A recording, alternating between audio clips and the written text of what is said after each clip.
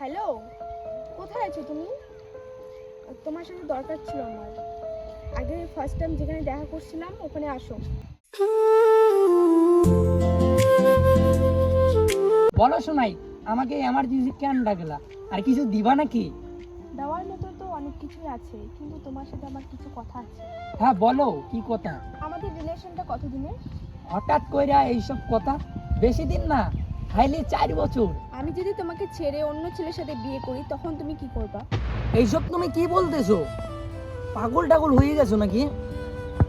আমাকে ছেড়ে অন্য ছেলেকে বিয়ে করবা? আর করতে বাবা অন্য ছেলেকে বিয়ে? আরে পাগল, আমি এমনি বললাম।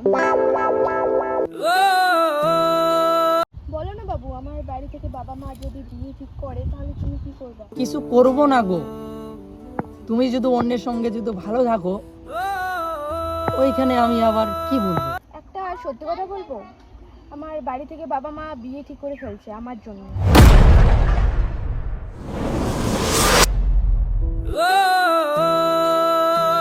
তাই তোমাকে কথাটা জানার জন্য ডাকলাম। আরে এইসব তুমি কি বলতেছো? আমার সঙ্গে মজা করতেছো না তো? যেটা শুনছো ওটাই সত্যি, বিয়ে ঠিক করছে আমার বাড়ি থেকে। আরে এইসব তুমি কি বলতেছো? আমার সঙ্গে যে 4 বছর ছিলা, আর তাইলে তুমি ভালোবাসার নাটক করছিলা? এইসব তুমি করতে পারলা? আমাকে ছেড়ে তুমি অন্য ছেলেকে বিয়ে করবা, তাও আবার তোমার বাবা মার জন্য। তুমি কি বলছিলা যে আমাকে ছাড়া বলে অন্য ছেলেকে বিয়ে করবা না? চোখ তুলে টাকাই পাও না। এই 4 বছরে আমি তোমার জন্য কত কিনা হারাইছি, আর তোমার জন্য আমি কত কিনা করছি, আর লাস্ট পর্যন্ত আমাকে ধোকা দিলা। এমন তুমি করতে পারলা? বলো গো, আমি এখন কি করব? আমার বাড়ি থেকে আমার বিয়ে ঠিক করছে। আমি বাড়িতে অনেক কয়বার বলছি আমি বিয়ে করব না, তবু আমাকে জোর করা হচ্ছে। এই 4 বছর তুমি না খাইলে আমি খাইতাম না, তুমি না ঘুমাইলে আমি ঘুমাইতাম না। কিভাবে আমাকে ছাড়া তুমি অন্য ছেলের সঙ্গে ঘুমাবা?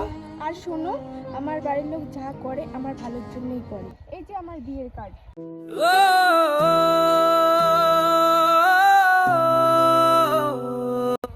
আর বিয়ে আমার 30 তারিখে, অবশ্যই আসবে। এটা বলার জন্য তোমাকে ডাকছি। আর তুমি তো অনেক গরিব, আর আমার বাবা মা যার সাথে বিয়ে ঠিক করছে সে তো অনেক ধনী, আর ওর কাছে টাকা পয়সা গাড়ি অনেক কিছু আছে, তোমার কাছে তো কিছু নেই। আর সে নাকি আমাকে বিয়ে করার পরে ঘুরতে দুবাই নিয়ে যাবে। আর তুমি আমার জন্য তোমার লাইফটা নষ্ট করো না, তুমি অন্য একটা মেয়েকে দেখে বিয়ে করে নাও। আর শোনো, তুমি আমার বিয়েতে অবশ্যই কিন্তু যাবে, আর আমি তোমাকে জন্য অবশ্যই দেখি। আর আমি গেলাম, ভালো থেকো। কে আপন জানে না মন, কষ্টে কাঁদি বারবার। রে দাদা, দুদিন থেকে দেখতেছি তোর মন মেজাজ খুবই খারাপ, কি হয়েছে বল? শুনলাম দাদা অনুর নাকি বিয়ে ঠিক হয়ে গেল, 30 তারিখে ওর বিয়ে। হ্যাঁ ভাই, 30 তারিখে অনুর বিয়ে।